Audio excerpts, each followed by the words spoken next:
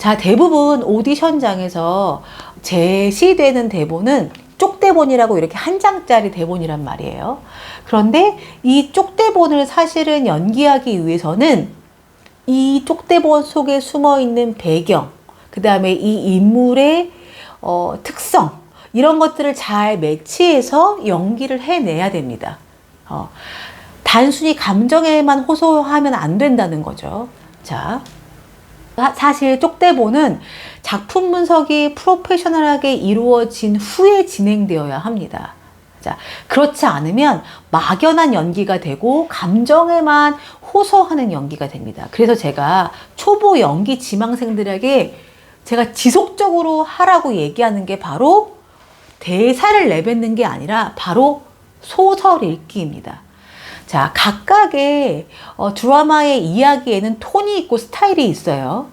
뭐 리듬이 경쾌하고 빠른 이야기가 있는 반면에 느리고 서정적인 이야기가 있죠. 그럼 당연히 이 작품의 톤에 따라서 연기 톤도 달라져야 돼요. 이런 톤을 직관적으로 파악하게 하는 것이 전체를 조망하는 힘인데, 이게 바로 어디에서 오느냐? 책 읽기에서 옵니다. 자, 감독들이 작품을 연출할 때 두 가지 측면을 고려하거든요. 하나는 주제적 측면이고요. 하나는 형식적 측면이에요.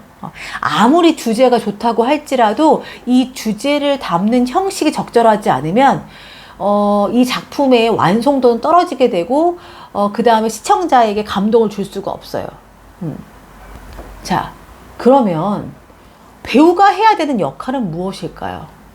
바로 이 감독이 이 대본에서 아니면 이 작품에서 보여주려고 하는 이 작품의 톤을 어떻게 대본을 통해서 도출해내야 된단 말이에요. 자, 예를 들어보죠. 자, 어떤 배우가 저에게 오디션 영상을 찍어야 하니까 봐달라고 하더라고요. 그래서 제가 봐주려고 대본을 받아봤어요. 때는 전쟁 중이었고 성곽을 지키는 농민이었습니다. 저 멀리서 송중기가 이렇게 달려와요. 장군 역할이었어요. 이 성곽을 지키던 이 농민은 일어나서 반가운 마음에 장군님 오셨다, 우리는 살았다, 장군님 만세, 뭐 이렇게 외치는 내용이었습니다. 대사는 아주 짧죠. 여기서 중요한 건 주어진 상황을 정확하게 파악하는 거였어요. 전쟁 중이었고 그 다음에 외로이 성곽을 지키고 있었어요. 그러면 한번 상상할 수 있어요. 아니, 추론할 수 있죠. 아마 이 농민이 며칠은 굶었을 거라는 거. 그러면 지쳤을 것이고, 게다가 농민이니까 뭐 군사 전략이나 병사들이 가지고 있는 투지 같은 거는 없었을 거예요. 자, 여러분이라면 어떻게 분석하시겠어요? 되게 중요한 건 여기서 분석입니다. 현재 상황을 정확하게 파악하고 이 농민의 과거와 미래를 한번 스스로 만들어 보고요. 그 다음에 이 작품에서 이렇게 풍기는 어떤 특성과 잘 연결시켜야 된다는 거죠.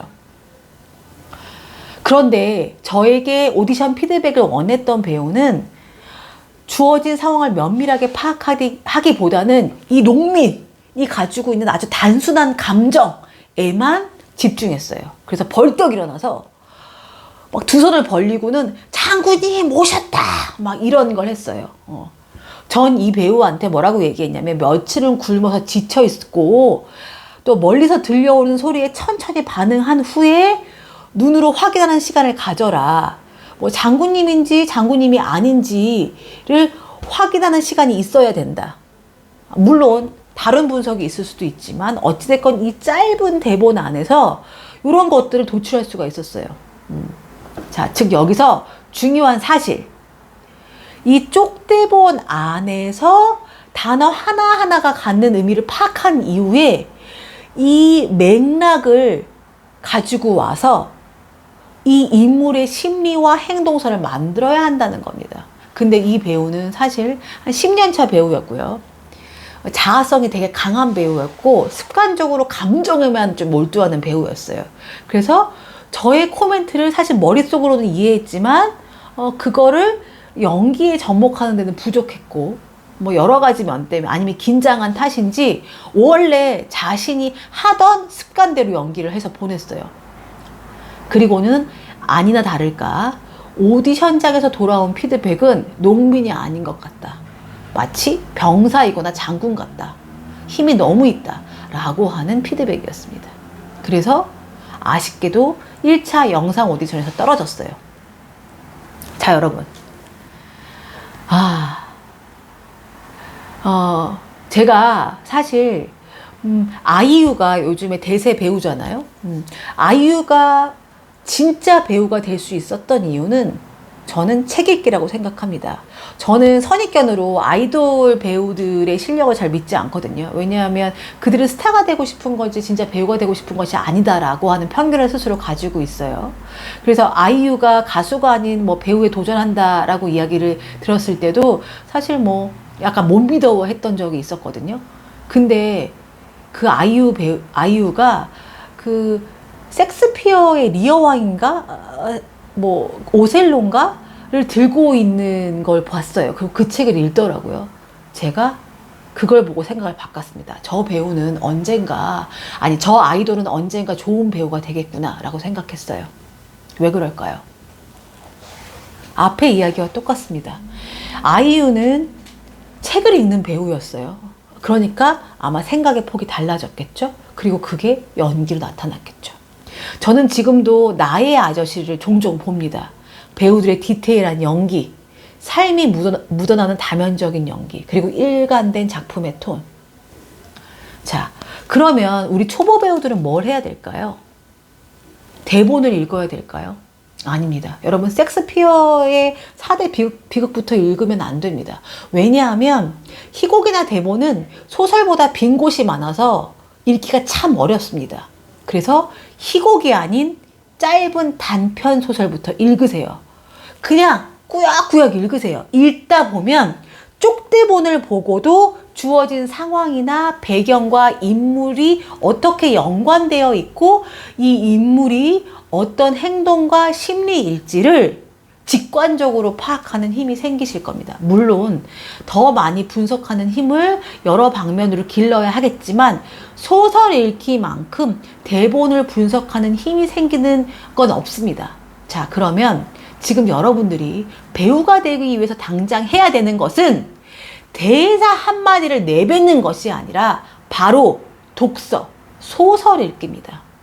그래야지만 여러분들이 이 대본을 봤을 때 이 대본에서 이 인물의 감정을 파악하고 행동선을 파악하고 배경과 주어진 상황을 연결할 수 있습니다. 자, 오늘은 이렇게 배우가 되기 위해 당장 할 수 있는 한 가지에 대해서 한번 알아봤습니다. 여러분, 제가 항상 하는 얘기지만 배우는 행동하는 사람이라고 이야기했습니다. 내가 배우가 되고 싶다. 유명한 배우가 되고 싶다.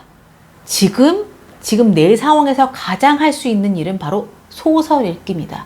내가 관심이 가는 단편 소설부터 꾸준하게 읽으세요. 그러면 연기를 잘할 수 있게 될 겁니다. 자, 감사합니다. 자, 오늘도 저의 영상을 끝까지 봐주신 여러분들 감사하고요. 저는 행동하는 배우에게는 찬란한 미래가 있을 거라는 걸 믿어 의심치 않습니다. 여러분들 응원합니다. 연기선생 박주희였습니다.